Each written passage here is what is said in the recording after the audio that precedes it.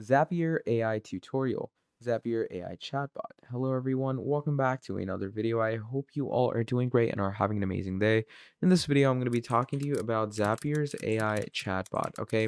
So obviously you are familiar with Zapier. It's one of the greatest automation applications out there, but you can build a free AI chatbot with Zapier, okay? So now you have an AI chatbot and you can build automations using this chatbot.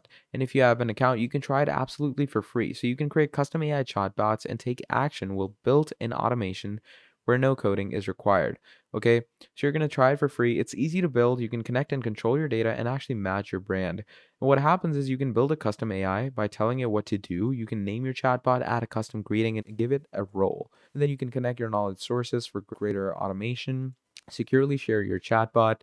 You can try Zapier's AI chatbot totally for free, which is another thing that I like, that it's one of in the free sections. And here's the template. So you have ZapChat, where you can build your own AI chatbot experience. Then there's Research Assistant chatbot. And there's Simple FAQ chatbot.